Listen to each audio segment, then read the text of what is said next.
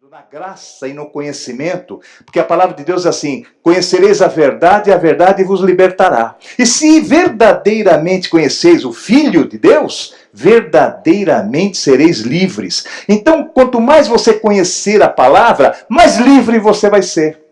Quanto mais você conhecer a palavra, mais abençoado você vai ser. Quanto mais você conhecer a palavra, mais resistência ao inimigo você vai ter.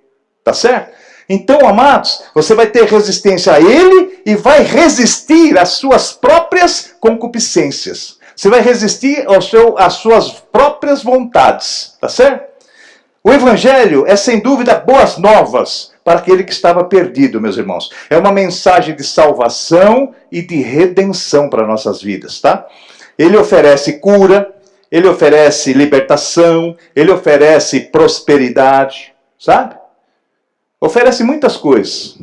O que eu fico um pouco preocupado com as igrejas, irmãos, é que estamos virando igrejas especialistas, né? Então, nós temos umas televisivas, se eu quero cura, eu vou naquela. Se eu quero prosperidade, eu vou naquela. Sabe, parece que o Senhor restringiu a sua multiforme graça de operar e colocou em determinadas facções assim. E não é assim, irmãos. Não é assim. Sem ofensa nenhuma, outros que têm das outras igrejas, eu não denomino culto aqui. É culto da família, é culto de libertação, é culto... Não, porque eu acho que Deus, na sua multiforme graça, o Espírito Santo de Deus, ele opera isso todos os cultos. Porque muita gente, aqui nós estamos em 200 aqui, quantas vezes, né, muitos aqui, os corações, ou melhor, muitos corações aqui, cada um tem um problema. Quer dizer que se é culto da família e você sozinho, você não vai? Se é culto de libertação, de opressão e não sei o que, e você está enfermo, você não vai? Claro que vai, porque o Senhor vai operar segundo a tua necessidade, a minha necessidade e segundo as suas misericórdias, sem fazer acepção de pessoas. Porque sempre o nosso Deus primeiro dá, para depois requerer alguma coisa. Sempre. Né? Se nós amamos hoje, é porque o Senhor nos amou primeiro. Então aprendemos a amar com ele. Se hoje nós devolvemos o nosso dízimo de 10%, é porque ele primeiro nos deu 100%. Então eu quero ensinar o povo aqui, o meu povo aqui, que não fica falando que você vai fazer desafio com Deus, sabe? Deus não é um Deus de desafios. Ele não está para ser desafiado, ele está para ser acreditado nele. Isso sim. Desafio. Você vai desafiar Deus para quê? Não, mas eu estou ganhando 1.000 e quero ganhar 2.000, eu vou começar a dizimar 200. Isso não se faz. Deus nunca requer de nós antes de nos abençoar. Nunca. Nunca. Primeiro ele deu o seu filho para morrer no meu e no teu lugar para nos dar vida, e vida em abundância. Depois disso, ele começa a requerer que você tenha fé, que você caminhe, que você mude, que você abra o teu coração. Mas primeiro, indiscriminadamente, ele deu o seu filho para morrer na cruz no meu e no teu lugar. Ele morreu pelo ladrão, ele morreu pela prostituta, ele morreu pelo crente, ele morreu por todos.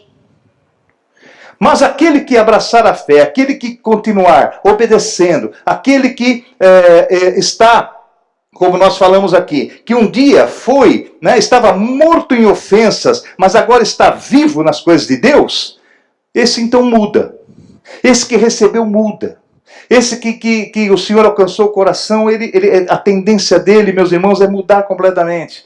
A Bíblia fala isso, que nós deixamos o velho homem e somos uma nova criatura em Cristo Jesus. Quando aceitamos Jesus, nós somos uma nova criatura. Se não nascemos fisicamente, claro que não, espiritualmente nós nascemos. Porque assim o Evangelho nos ensina, as coisas espirituais. O que é espiritual é espiritual, e o que é carnal é carnal. E aquele que é carnal discerne bem as coisas da carne. Mas aquele que é espiritual discerne bem as duas coisas. Tudo, diz a palavra. Porque o que é espiritual discerne o que é carnal também, para não entrar, para evitar, para passar de largo, para dizer não. Porque o Evangelho é sim, sim, não, não. Mas nós estamos pensando e crendo e buscando o Evangelho só do sim. Mas às vezes é um não bem redondo para nossas vidas. O que é melhor para nós. Sabe? É que nós não estamos acostumados a receber um não de Deus. Nem avaliamos se esse não vai nos trazer benefícios. Mas julgamos e começamos a falar, meus de dentro da igreja mesmo, Senhor, sou teu servo, vou na igreja, eu canto no coral, eu toco, eu faço, eu trabalho na igreja, e o Senhor faz isso comigo, né? Mal ele sabe que tudo contribui para o bem daqueles que amam a Deus. Ora, irmãos, o que é carne, o que é espírito, né? E não podemos misturar isso. Nós somos capazes, irmãos, de abraçar essas duas coisas. O homem, no seu livre-arbítrio, ele é capaz de ser absolutamente carnal e também ser absolutamente espiritual. Nós temos que escolher entre esses dois caminhos, tá certo? Quando Deus criou o homem, esse foi declarado completamente bom, mas depois se escorregou no pecado, como nós conhecemos a história, e pecou e todos nós caímos com ele. Então, amados, a nossa prudência é necessária, a nossa vontade diante de Deus é necessária. Abra, por favor, nós vamos andar um pouquinho na Bíblia, em Eclesiastes.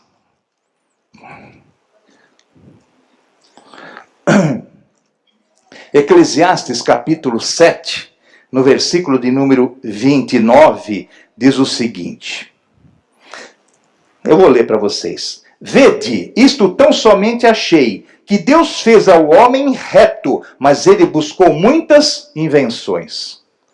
Sabe, amados, o Senhor nos criou para sermos bons, porque Ele é bom. E Ele disse que a santidade convém aos filhos de Deus. Sede santo, porque o vosso Pai é santo. Então a santidade, e o que é santidade? Não é você ser santarrão, porque nós não conseguimos em nós mesmos incutir a santidade. Eu não posso acordar amanhã cedo e falar assim, amanhã, a partir de amanhã eu vou ser santo. Isso não existe. Nem eu consigo. Mas aquele que crê no Senhor vai sendo santificado. Né? Ele é um processo, irmãos, que Deus vai fazendo. Por isso que nós estamos na igreja, por isso que nós estamos no caminho. Né? Foi lido aí no Salmo aí que o caminho de Deus é perfeito. Então é nesse caminho que nós estamos indo. É um caminho. Jesus disse assim, o seu caminho, a verdade e a vida. Tá certo? Então nós caminhamos nessa estrada espiritual. E vamos caminhando, porque Jesus vai à nossa frente. E como conseguimos? Pelo poder dele. Porque ele vai à nossa frente e vai aplanando o caminho para que nós não tenhamos tropeços. Agora, ele ensina que você está no caminho, não desvie nem para a esquerda, nem para a esquerda nem para a direita. Por quê? Porque se você se desviar, você pode pegar assim espinhos, você pode pegar buracos, você pode pegar pedras de tropeço. Porque se você seguir ao Senhor, e nas suas pegadas nós somos sarados, abençoados. Se você seguir o Senhor, você vai perceber que as coisas começam a andar na sua vida. Não é que vai cair do céu e vai ficar tudo fácil. Eu ensino a igreja todas as vezes, vou repetir, tem muita gente nova. Que Deus, quando você vem aqui na igreja, muitos chegam com uma doença famosa agora chamada depressão, que nada mais é do que ser opresso pela sociedade, por circunstância, por problemas. Né, irmãos? Os meus aqui já ouviram isso, mas entendam novamente, que você está aqui, tá certo? Você está aqui. E os problemas estão aqui, te matando, te sufocando. Essa é a situação. Você está sendo oprimido. Isso é a depressão, isso é a opressão. Então é problemas financeiros, é problemas sentimentais, é problema de trabalho, é problema de enfermidade, é um monte que está ali oprimindo e você está aqui. Mas quando você aceita o Senhor Jesus Cristo, o que é aceitar o Senhor Jesus? Crer nele único, sem precisar de ajudante, sem precisar de colaborador ou colaboradora. É ele, tão somente ele. Porque ele disse assim, sem mim nada podeis fazer. Então é ele. Então, o que acontece? Ele vai acabar com os seus problemas? Não vai. Porque no mundo jaz o maligno. Se vocês pensam que esse mundo vai melhorar, estão enganados. Biblicamente está dizendo que vai vir apostasia. Então, amados, continua a opressão. Então, qual é a vantagem de você aceitar Jesus? Qual é a vantagem de você ser um servo de Deus? Qual é a vantagem de você encarar para o seu coração, para a sua vida, esse novo caminho? Os problemas acabam? O Senhor disse assim, olha... Pai, eu não peço que os tire do mundo, mas que os livre do mal.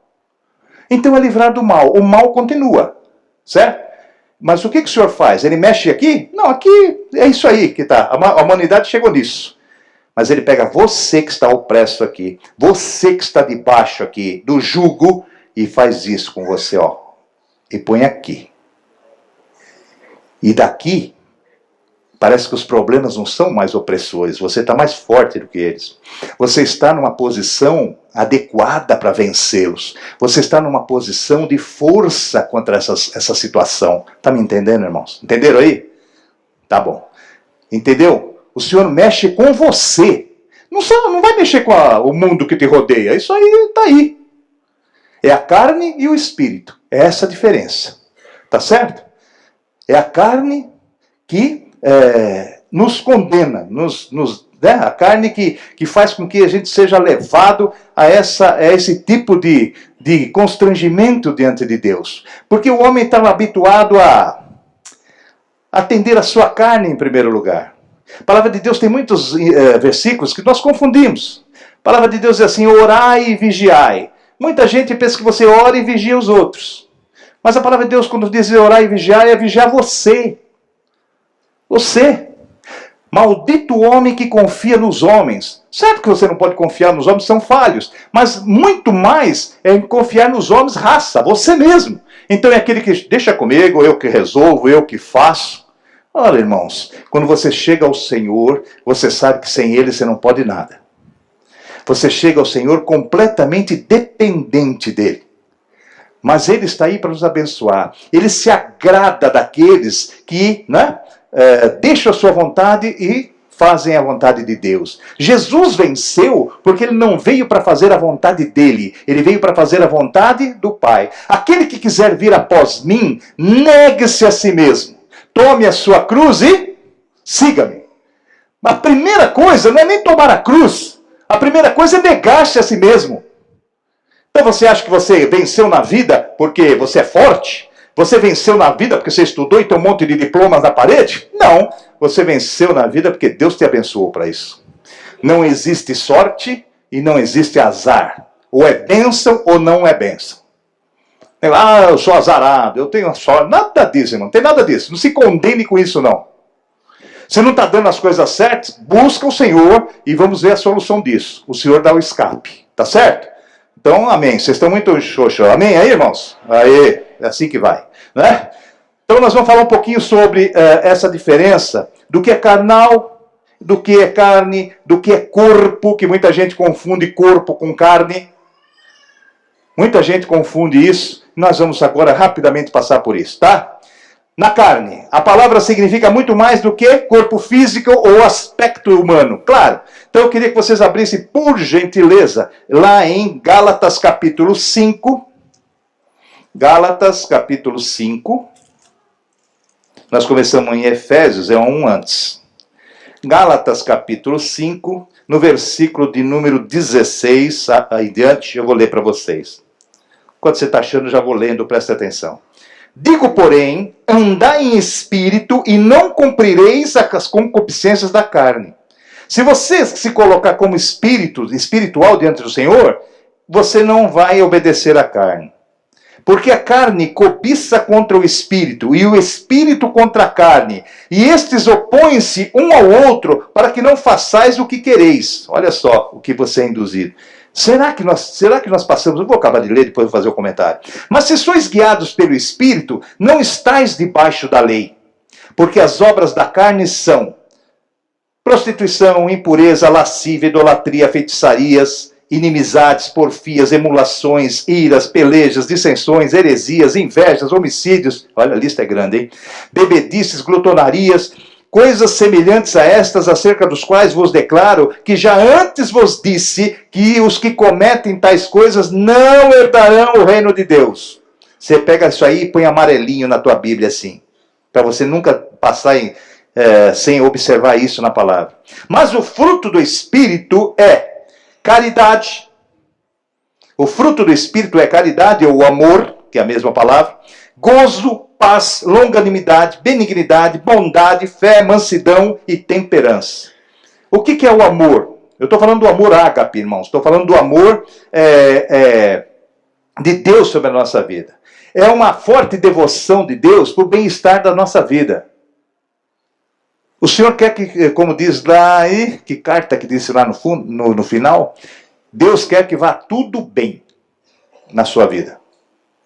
Se tem um que torce por você, é o Senhor. Se tem um que está esperando que você vença, que você seja feliz, é o Senhor. Ok? Então que vá tudo bem. Então o amor de Deus é isso. Quando você ama uma pessoa, você quer que ele vá bem. Se ele ama você, ele vai querer que você vá bem. Não é? E quando uma pessoa ama outra, é muito gostoso para quem faz e para quem recebe. A gente quer agradar. Quer agradar, tá entendendo? Então você faz por agradar as pessoas. Então, quando você ama, você quer agradar, quer que ela esteja feliz. Às vezes você se abdica até de alguma vontade sua, de alguma, né, o que você almeja, para até realizar aquilo que vai agradar. O Senhor fez a mesma coisa. Ele estava nos céus, né? E lá no Senhor, com o Pai e tal, e desce na terra, certo? Desceu na terra, desceu até nós, para ser homem igual. E eu sempre digo que desceu mais ainda, porque se ele ficasse igual, era igual. Mas a palavra de Deus diz que ele veio e ele é a nossa rocha, o nosso alicerce. Ele desceu mais para te dar sustentação. Isso é o amor de Deus, que deu seu Filho unigênito para todo aquele que nele crê, não pereça, mas tenha vida eterna. Isso é amor. Eu desafio sempre a igreja, não é? E digo assim, qual de nós daria seu filho? Eu também tenho um. Não é? Você tem 3, você daria alguma? Nem eu. Alguém aqui daria o seu filho? Por quem, hein? Por alguma coisa muito ilustre? Não, para pecadores, para pessoas que estavam ainda mortos em ofensas. Mas o Senhor fez isso. Então isso mostra o amor dele. E mostra como estamos longe desse amor. Estamos distante anos-luz desse amor. Procuramos imitar, como Paulo diz assim, sede meus imitadores no que eu sou de Cristo. Nós procuramos imitar. Mas, meus irmãos, não chegamos nem perto. Porque tem momentos, meus irmãos, que a nossa carne vacila. Tem momentos que nós titubeamos, andamos trôpegos. Por quê? Porque estamos ainda em função da carne. A tentação vem, não tem um hino que diz, a tentação vem, e ela vem mesmo. E nós devemos resistir a isso. E só resistimos quando estamos paramentados nas coisas de Deus. Com o escudo da fé, né? Com o capacete da salvação, calçado na preparação do Evangelho, né? E cingidos os lombos na verdade. Olha como Deus te veste. Olha como Deus te veste. Nós às vezes estamos preocupados com a roupinha e tal, e a indumentária de Deus para você é outra. É espiritual. É essa, né? Isso é chamado vestes de salvação. A palavra chama assim. Então, amados, nós temos que entender isso. A resistência às coisas do mal. Então, tudo isso aqui não herdarão. Tá? Não herdarão. No 24, para terminar. E os que são de Cristo crucificaram a carne com as suas paixões e concupiscências. Crucificaram a carne. Então, quer dizer que quando você aceita o Senhor Jesus Cristo, morreu a carne, morreu a tua vontade própria, morreu aquilo que te levava a cometer pecados, né? O corpo pode tornar-se, meus irmãos, o corpo agora, pode se tornar um instrumento da glória de Deus. Isso está lá em Romanos, eu vou lá, não precisa abrir não que eu vou lá. Romanos capítulo 12, você só marca aí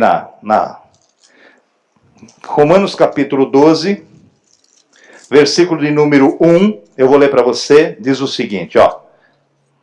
Rogo-vos, pois, irmãos, pela compaixão de Deus, que apresenteis os vossos corpos em sacrifício vivo, santo, agradável a Deus, que é o vosso culto racional. A palavra de Deus diz assim que o Senhor não quer mais sacrifício, né? Sacrifícios e ofertas me fizeste, né? Não quiseste, mas corpo me preparaste. Hoje o Senhor quer de nós corpo, igreja, corpo dele. Ele é o cabeça da igreja, a igreja é o corpo. Como a figura do marido, que é o cabeça, e a mulher é o corpo. Porque a figura da igreja na palavra é da mulher, da noiva de Cristo. Então ele quer corpo, ele quer igreja, ele quer que você congregue, ele quer que você esteja preparado para as coisas, tá certo? E não sacrifício. Então você não tem que mais fazer sacrifício. Sabe, irmãos, eu oro muito quando vejo aí, o mês passado teve, as pessoas andando de joelhos, andando, sabe, se esfolando, andando. E eu leio essa palavra e falo assim, Senhor, o Senhor não quer mais sacrifício. Ele quer um sacrifício. Qual é o sacrifício que eu acabei de ler? Ele quer um culto racional. Olha o que é. O que é um culto racional? É um culto que você entende. Está me entendendo? Entende o que eu estou falando. Tá? Esse é um culto racional. Tem culto irracional? Tem. Tem muito. Pentecostal mesmo tem um monte. Que você entra na igreja, o cara está pulando e falando línguas, você fica 2 horas lá, pula com ele, soa com ele, transpira com ele, sai e não entendeu nada que foi falado. Absolutamente nada. Se eu quiser falar em línguas até o final do culto, eu vou falar. Em alguns idiomas ainda. Vou falar. Agora, você vai entender? Eu louvo a Deus, irmãos, que o Senhor tem aqui falado muitas coisas que depois acontecem, mas Ele tem falado em bom português. Para que você entenda qual é a boa, perfeita e agradável vontade de Deus para nós. Está me entendendo?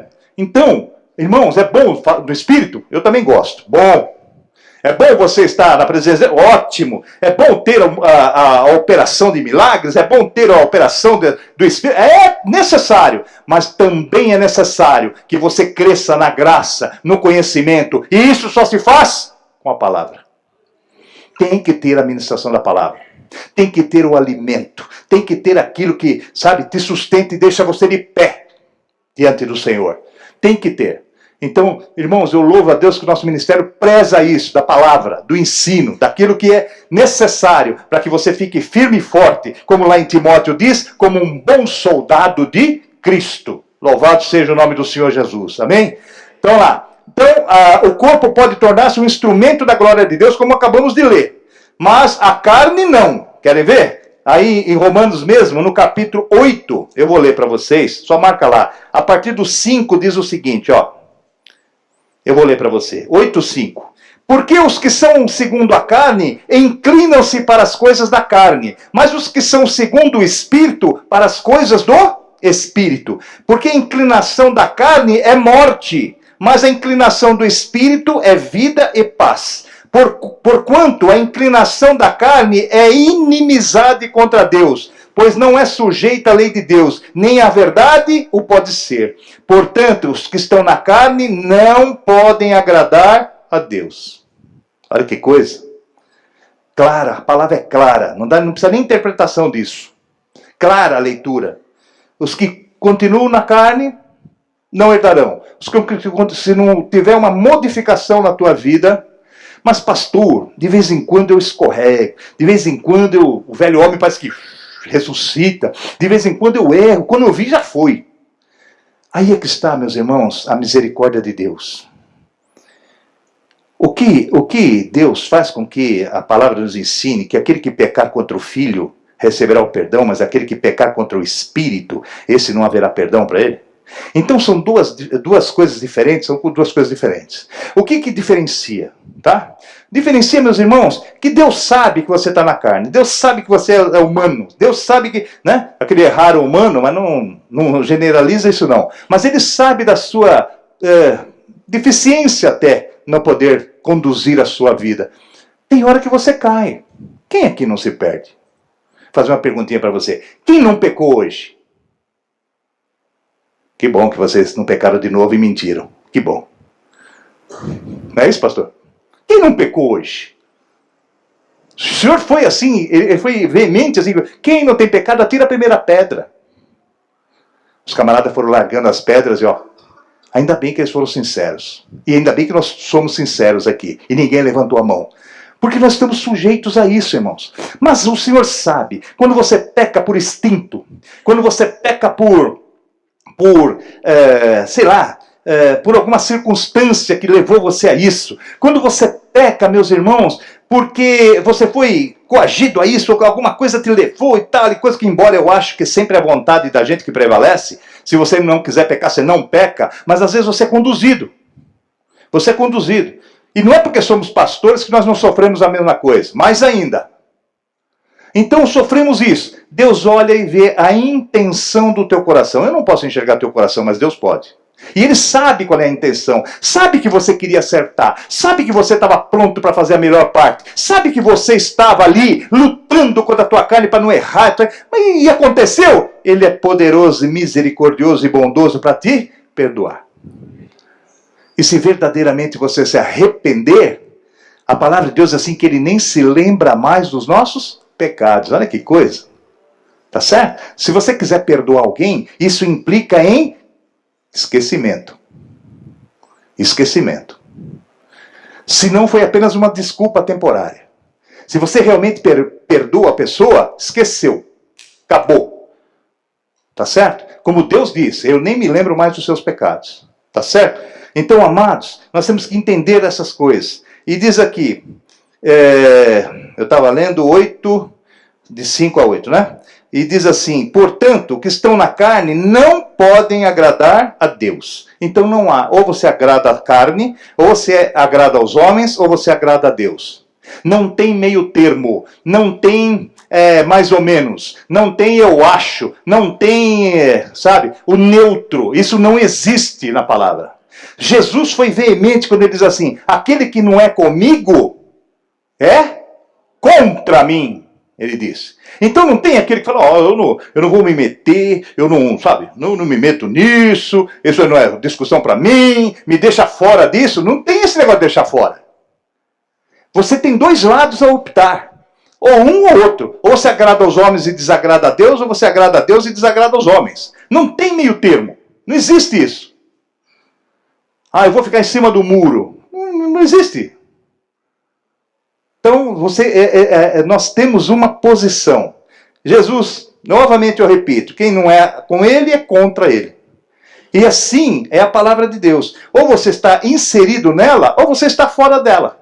E ela diz ainda mais que aquele que tem o filho tem a vida. E aquele que não tem o filho não tem a vida. Olha que coisa, estou falando de vida eterna. Ok? Então, amados, é muito sério isso, a posição que nós devemos tomar diante de Deus. É muito sério, irmãos. Nós temos que buscar isso com força, nós temos que buscar isso com veemência, com fé. Tá?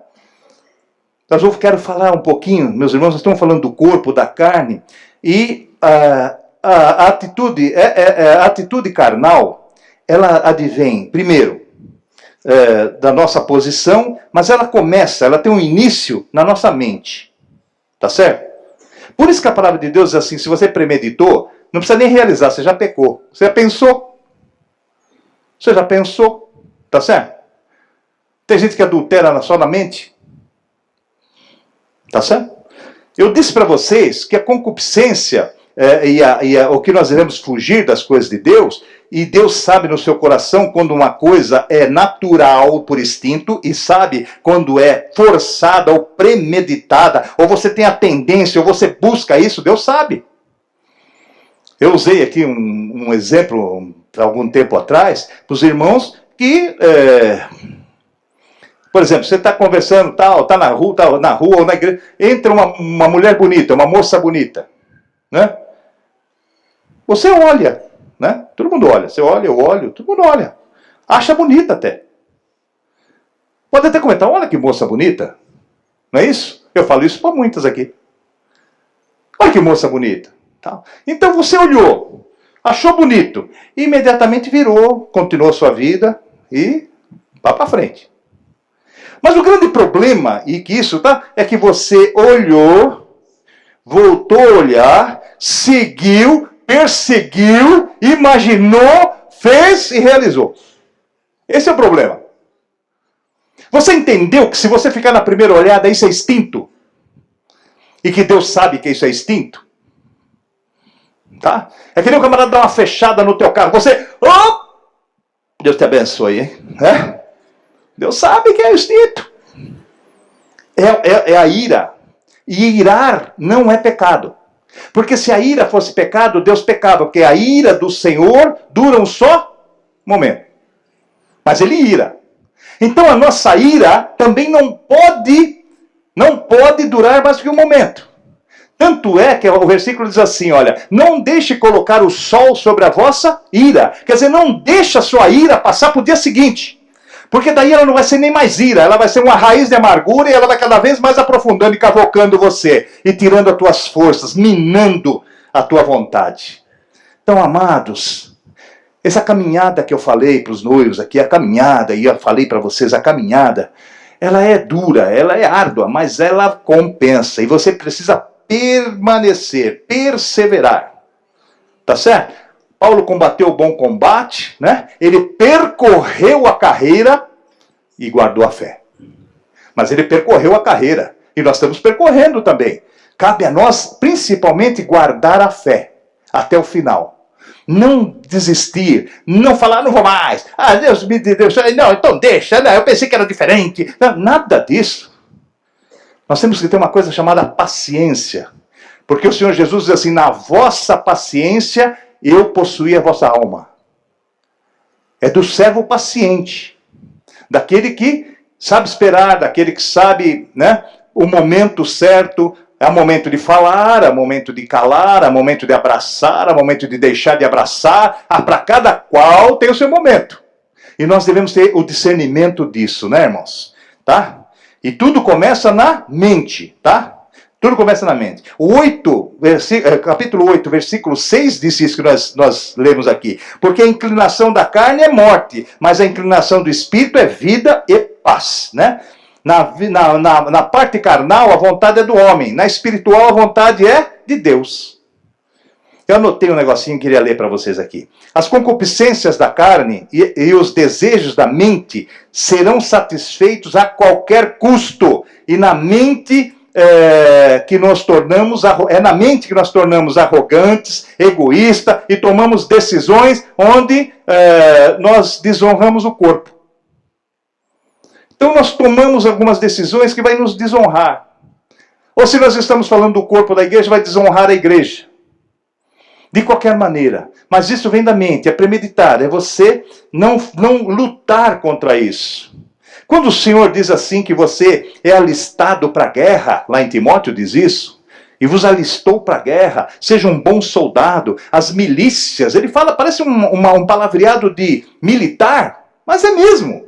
Nós somos convocados para uma guerra, principalmente dentro de nós. Da onde vêm os rumores de guerra, se não são os vossos próprios membros que guerreiam? Então é a carne contra o espírito, aquilo que o seu coração crê, a sua mente não está crendo, então é uma luta dentro de você. Paulo não disse isso? O que eu quero fazer, eu não faço. Né? E o que eu não quero fazer, isso eu acabo fazendo. Em síntese é isso. Não é assim? Então nós estamos sujeitos a isso, irmãos. E o que eu quero orar hoje por você, o que eu quero que você entenda, é que você pode sim resistir. Porque Deus não deixa sobre a tua vida nada acima do que você pode suportar. Então você tem força sim. Você tem força. Você sabe quem leva você para o inferno? Não é Satanás não, porque ele não tem esse poder. Quem leva você para o inferno é a sua própria concupiscência. É o nosso erro é que nos leva para o inferno. Tá? Nos leva mesmo. Então, está em nós. Por isso que Deus deu para nós uma coisa chamada livre-arbítrio. Então está em nós. Ah, mas não está em Cristo? Ele já fez a parte dele. Na cruz do Calvário ele falou, está tudo consumado. Acabou. A obra salvífica de Cristo, dali ele venceu a morte, ressuscitou. Então ele venceu. Agora, Paulo diz assim, mas nós somos mais do que vencedores, porque vencemos com Cristo e depois vamos vencer também. Porque estamos com ele. Né? Ele diz assim, no mundo tereis aflições, mas tem bom ânimo, eu venci esse mundo. Quem crê vence com ele. Porque se com ele padecemos, com ele também morremos, com ele também ressuscitaremos. Tá certo? Então você faz parte disso, tá? Faz parte dessas coisas, tá certo? Eu queria só rapidamente, mais um pouquinho só, comparar a mente carnal e a mente espiritual. Que já que nós falamos da mente, tem a mente que é estritamente carnal. Tudo vem em carne. Tudo vem em pecado. Tudo vem na podridão das coisas. Tá certo? Por isso que as aparências enganam. Às vezes julgamos as pessoas pela aparência. Pela aparência. Pelo interesse. E Deus não julga dessa forma. O espiritual, aquele que tem a mente espiritual, é aquele que tem a mente, a consciência de Deus. Primeiro ele é agradecido a Deus porque Deus fez, porque ele reconhece que Deus fez alguma coisa para ele. Porque às vezes nós chegamos para uma pessoa e falamos assim, você precisa aceitar Jesus como teu salvador. A pessoa vira e fala assim, salvar de quê? Salvar de quê? Ele não tem nem consciência que ele precisa de Cristo. Não tem essa consciência. Salvar de quê? Não, está condenado aonde? Ele não sabe que ele foi condenado no pecado lá. E que ele depende de Cristo por uma vida eterna. Então cabe a nós a palavra esclarecer. Por isso que conhece a verdade e a verdade liberta. Vai conhecendo. Meu amigo, você precisa de Jesus para você não ir para o inferno. O inferno é aqui, rapaz. Você quer coisa pior do que nós estamos passando aqui? O inferno é esse. Eu vou dizer para você, aqui nós estamos passando uma porcaria mesmo, sabe? Mas o inferno é bem pior. Muito pior. E ele está lá. Ele existe. Foi criado por Deus. Foi criado por Deus. Mas Deus fez o inferno? Claro, Deus é criador, ele fez todas as coisas. O diabo não cria nada. O diabo só copia, imita. Não sabe fazer nada. Deus é o criador. Mas depende para quê? Ele criou o inferno para quem? Para os Satanás e os seus anjos. Não é para você nem para mim. Lá não é nosso lugar. Jesus diz assim, eu vou para meu Pai, vosso Pai, e vou preparar-vos lugar para que onde eu estiver, vós estejais comigo. É com ele que nós vamos estar, não nos queridos dos infernos. Lá vai ficar Satanás, espero que ele fique solitário, mas não é bem assim que está acontecendo. Ele, por causa da concupiscência da carne, e você fala, mas como é que eu vou controlar? Eu controlo a minha carne, eu deixo do vício a hora que eu quiser, eu deixo disso, deixa nada. Deixa nada. Deixa de maneira nenhuma. Se você não buscar o Senhor, se você não se colocar como o Senhor, que nem o rei Davi falou assim, eu sou pobre e necessitado, meu Senhor, mas o Senhor cuida de mim. Se você não chegar nesse ponto, você não vai ser liberto de nada. Tá? Eu não estou falando disso para de a bebida ou do cigarro, que são coisas as menores, que fazemos coisas muito pior do que isso. Mas nem dessas porcarias a gente consegue, se não buscar Deus. Se não tiver uma convicção que você precisa dele e ele está ali para te ajudar. Porque nós, irmãos, você pode aguentar um dia, 2 dias, 3 dias, 4 dias, ele vai... Cai. Porque a vontade continua, então você precisa lutar contra isso. Lutar. Por isso, você precisa do socorro. E o Senhor se coloca, eis que eu sou o socorro bem presente. Na hora de que hora? Da angústia. É nessa hora. Então, amados, temos que fazer entender essa parte na nossa vida, sabe? Aquele que é espiritualmente, né, na sua mente espiritual, ele agradece a Deus, ele louva a Deus, ele confia em Deus, ele vê Deus e a sua força em todas as coisas, né? Ele pensa em Deus, no bem-estar de todos, ama a palavra. Tudo isso de vez em quando? Não, tudo isso todos os dias. Isso é que está, todos os dias da nossa vida. E o carnal, o que tem a mente carnal? O que tem a mente carnal, ele pensa em carros, ele pensa em iates, ele pensa em casa, ele pensa em dinheiro, ele pensa em viagens, né? Ele consegue seus objetivos de uma forma, não há medida para que ele consiga os objetivos dele. Numa empresa, por exemplo, né? Às vezes o camarada almeja chegar aqui, quantas cabeças ele precisa pisar aqui, ele não se importa. O negócio é chegar aqui. Esse é o carnal. Prejudica os outros. A palavra de Deus tem uma lei dura, irmãos. Uma lei terrível, que não foi abolida e nem vai ser, que é a lei da semeadura. Semeou, colheu. Semeou, colheu. Ah, você pode mudar, você pode se arrepender, tudo bem, da próxima safra para frente, mas essa você colhe. Essa você colhe. Está me entendendo? Então, amados, temos que entender isso rapidamente. E como a pessoa que é carnal é egoísta, só pensa nele, não pensa nos outros. Não é o amor, porque o amor pensa nos outros, né? E o camarada é egoísta, a pessoa é egoísta. Tá? E ela leva vantagem a qualquer custo, como eu já falei, e acha pouco prazer na palavra. Aquele que é espiritual tem prazer de ler a palavra, de conviver com a palavra, de receber a revelação do Senhor. Aquele que é carnal não tem prazer na palavra, de jeito nenhum. Ah, eu sei, eu estou difícil, o cara fala, eu estou difícil de dormir, eu estou com insônia. Pega a ler a Bíblia, rapaz, uma meia página você já está roncando. Parece que a Bíblia é sonífero, tá certo? Não tem prazer, busca na palavra coisas que não adianta, né? Aquele que não é espiritual e é carnal, o culto irrita. Se você não tiver com seu coração um pouquinho voltado para Deus agora, eu estou te irritando, passando do horário. Está me entendendo? Agora, quando você está desejoso que Deus fale com você, quando você se coloca no que foi falado, fala, por ele está falando, é isso que eu passo. Quando você reconhece que você precisa dessa ajuda, né? Aí você passa a ser espiritual. Aí o culto não te... Você espera que Deus fale mais, espera que Deus traga mais, espera que Deus oriente mais. É o buscar da palavra, é a sede, né? A palavra de Deus é assim, é a sede da palavra. Então você começa a buscar isso. Então isso, meus irmãos, ele é espiritual, né? O carnal se irrita, né? O carnal, o louvor desagrada. Desagrada. Tem pessoas que não suportam o louvor na igreja. E quando a pessoa some da igreja, então? Sumiu, de repente. Não vem, dá desculpa, tá fazendo coisa errada. A palavra aí não suporta a palavra. Porque a palavra, não sou eu que julgo, a palavra julga. A palavra. Ela não suporta, a pessoa não suporta. Está com o passado sujo, meu amigo. Ele não suporta ouvir a verdade. Agora, se você pode estar com o passado que for e você está almejando o acerto, você é abençoado.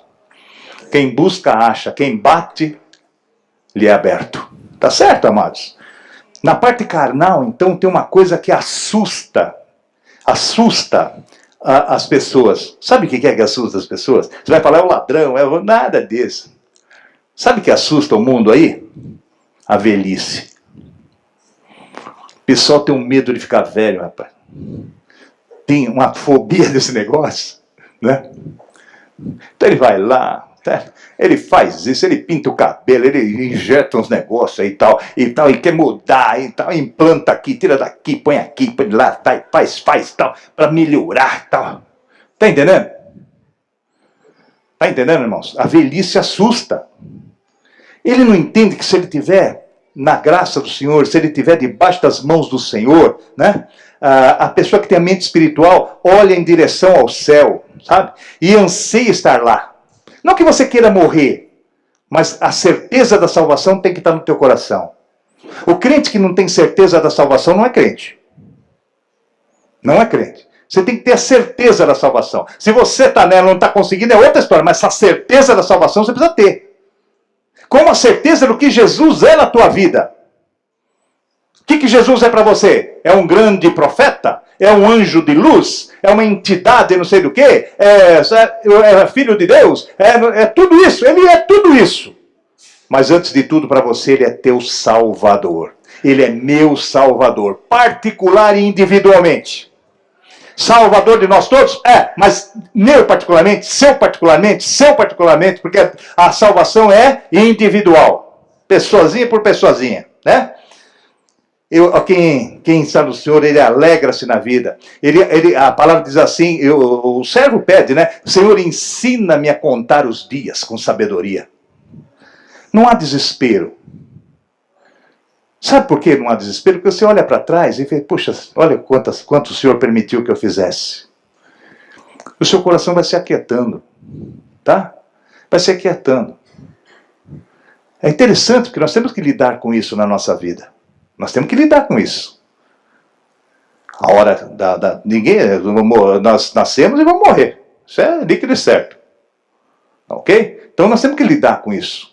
Agora, quem não tem o Senhor, a paz do Senhor Jesus no coração, ou entende que nós temos, quem crê, uma vida eterna com Ele, há desespero.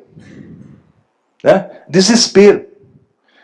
Desculpa eu falar, irmãos, eu estou agredindo e nem... Só fazendo uma comparação. Você vai no enterro de um servo de Deus, está sereno o negócio. Ora, triste, claro, a gente fica triste. Eu perdi meu pai, fiquei triste. Perdi minha mãe, fiquei triste também. Mas é a certeza que eles estão com o Senhor. Isso me conforta. Então não tem desespero, não tem... Agora você vai em alguns enterros, desculpa, a mulher viu, agarra no caixão, vou com você, e não sei o quê, e chuta e chora e faz... Que desespero é esse, amados?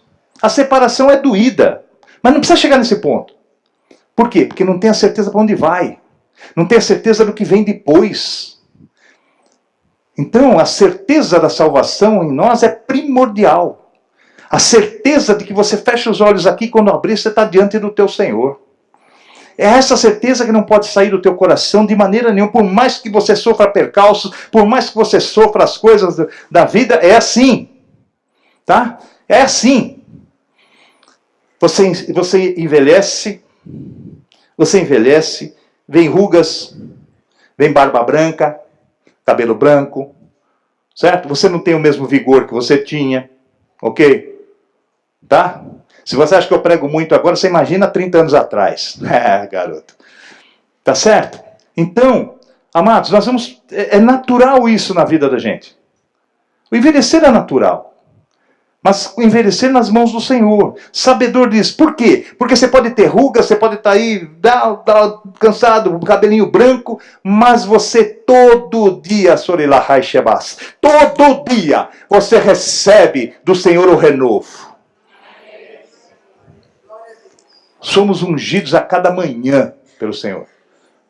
E se teve um mal no seu dia, bastou um mal a cada dia. E fica para trás. Então, esse é o renovo. Né? Porque esse negócio de velhice dá um desespero, né? Um desespero na humanidade, né, irmãos? E tem irmã, por exemplo, irmão que não sai dos 40. Faz 20 anos que ele fala que tem 40 anos. Mas por que isso? Eu não sei por que esconder a idade.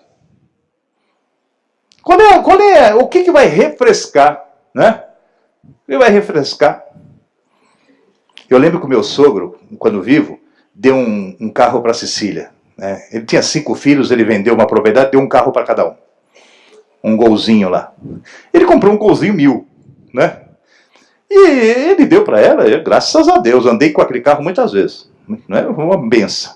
Mas a atitude dele é que foi engraçada. Ele falou... Eu tinha dar para tudo, não tinha dinheiro para comprar um de 1.2, 2.0, não sei o quê. Eu comprei um 1000zinho. Mas ó, vai lá e compra aquele 1.6, você compra um embleminha e põe lá. Eu pensei comigo, mas para que eu vou fazer isso? É uma vergonha pior. Você na subida, os caras, né? Para que isso? Você está enganando quem, amados?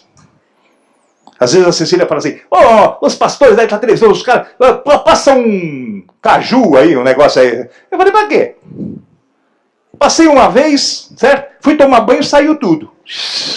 Pra que isso? O que eu vou ganhar com isso?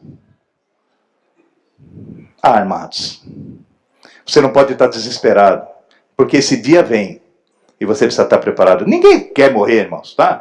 Se é a senha, deixa a minha por último aí, tudo bem. É um direito e nós fazemos isso mesmo. Ansiamos estar com o Senhor, mas sem pressa, Senhor, sem pressa. Não é? Isso é normal. Mas ter medo disso como se isso fosse Precisa ser liberto disso, irmãos. Porque isso encurta a tua vida. Essa preocupação encurta a tua vida. Então você precisa entender. Tem algumas receitas na palavra que faz prolongar os seus dias, como honrar pai e mãe, por exemplo. Tá? Para o homem de mente carnal, a velhice é uma ameaça. É uma ameaça mesmo. Não. Eu vou anotando aqui, depois eu vou lendo, sabe? É uma ameaça. Em busca inutilmente agarrar-se à sua mocidade, entra em pânico quando ele vê que passou disso, né, irmãos? Escapa pelas mãos dele. Nós temos o grande problema, e eu agora para encerrar, o grande problema é quando você mente para Deus. Quando você... E aquela história de Ananias e Safira, que está em Atos capítulo 5, é muito clara nisso. para quem que não está habituado com a Bíblia, rapidamente. No começo da igreja primitiva, todo mundo vendia suas coisas, né, e colocava aos pés dos apóstolos, para que a comunidade cristã nova ali naquele momento não tivesse falta de nada. E diz a palavra que todo mundo depositava as suas coisas ali, dava para os apóstolos, e não havia falta de nada para ninguém. Todos eram supridos, como uma sociedade mesmo. Tá? Então eles vendiam a propriedade e todo mundo via. O camarada chegava lá, ó, o apóstolo Pedro, o apóstolo João, ó, tá aqui, ó, eu vendi a propriedade e tá aqui, ó, tá? E todo mundo via isso e achava louvável. O que acontece? Ananias e Safira, esse casal, venderam uma herdade, venderam uma propriedade. E olha a premeditação. Ó, vamos falar o seguinte, nós vendemos por 100, mas vamos lá falar para o apóstolo que vendemos por 50. E você fala que eu vendi por 50, eu vou falar que vendemos por 50. E vamos dar para ele lá. Mas eles esquecem que Deus revela-se aos seus. Que Deus não deixa nenhum servo seu vendido. Que ele mostra realmente. E quando essa pessoa chegou, né, do casal, né, a Safira e o Ananias, veio um primeiro e falou assim, olha, eu não vendi a casa por X e está aqui. O que ele fala para eles, o apóstolo? Ele fala assim, por que você deixou o inimigo turbar o teu coração? Por que você mentiu? Se você chegasse aqui e falasse assim, eu estou aportuguesando o texto, para você entender. Você podia falar que vendeu por... Chegava para lá e falava assim, ó, eu vendi por 100, mas eu vou precisar ficar com 50, está aqui 50. E haveria bênção do mesmo jeito. Mas o problema estava na quantia? Não. Deus não precisa do teu dinheiro, não precisa do meu. Nós é que usufruímos do que trazemos aqui. Nós é que colocamos ventilador, nós pusemos a luz, nós temos som, nós que limpamos as cadeiras, você tem o banheiro, você tem... Isso aí é para nós. Para que Deus precisa desse dinheiro? Então, se ele chegasse e falasse, ó, eu vou ficar com 50 por 50, amém. Agora, o problema estava na quantia? Não, o problema estava na mentira. Por que vocês deixaram o inimigo turbar o vosso coração? Por quê?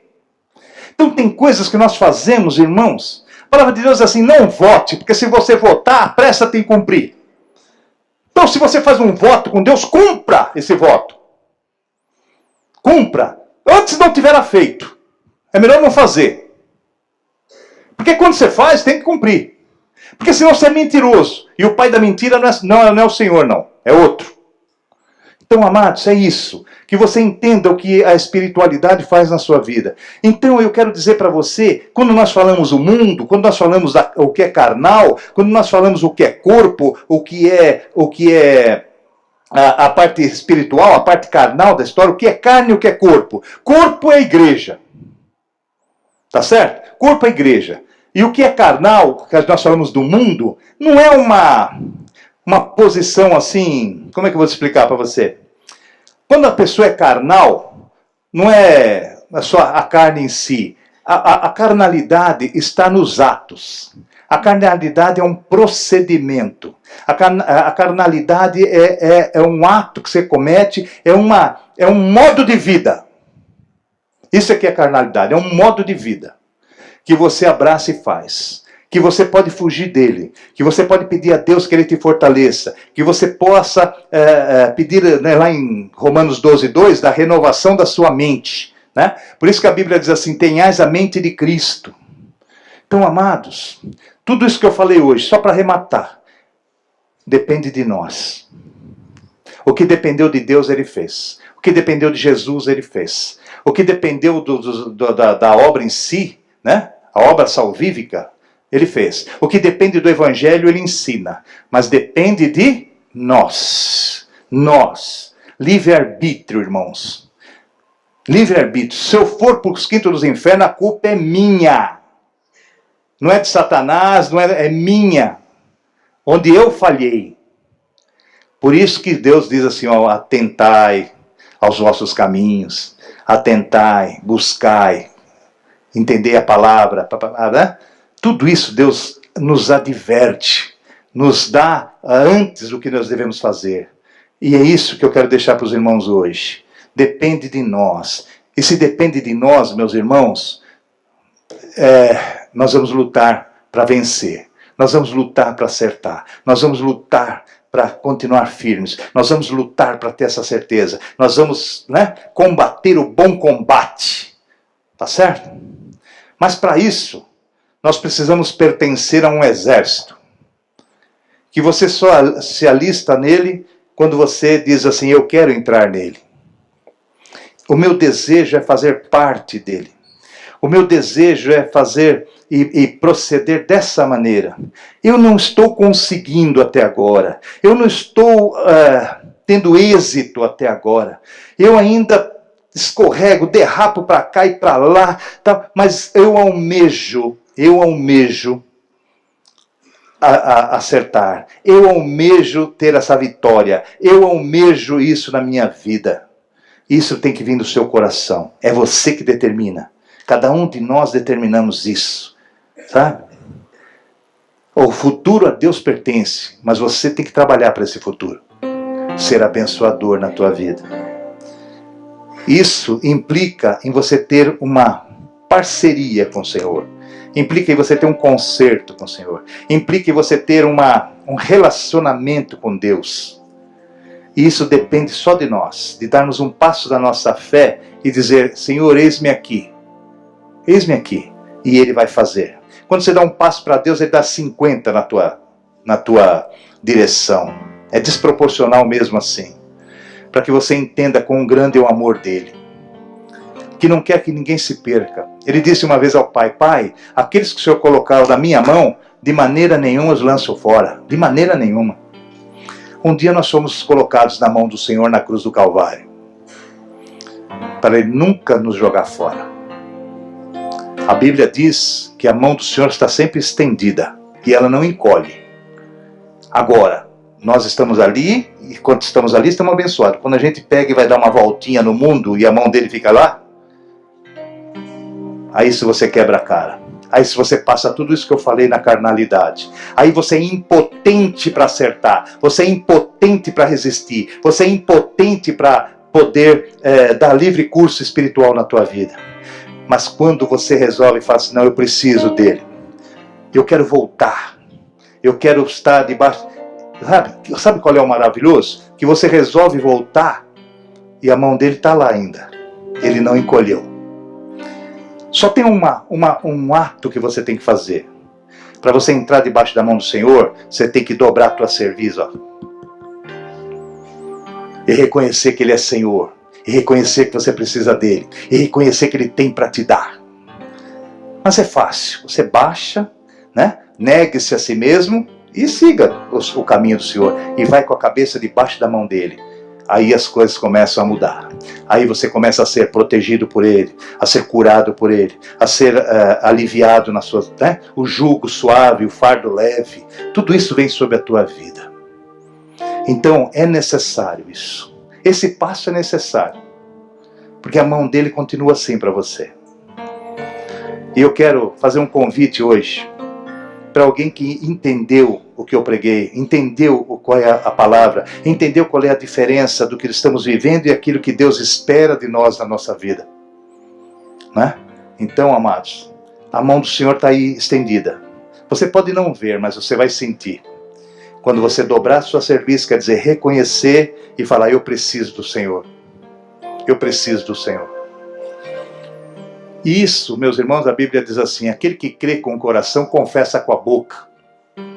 Eu não quero que você levante, sei, nada disso. Mas é um ato, Quando o Douglas chegou hoje, ele falou, eu estou afônico, eu estou com dor de garganta, Não vou, porque eles vão fazer uns votos mais longos, tal, Não, mas eu estou afônico. Eu falei, você pode fazer assim?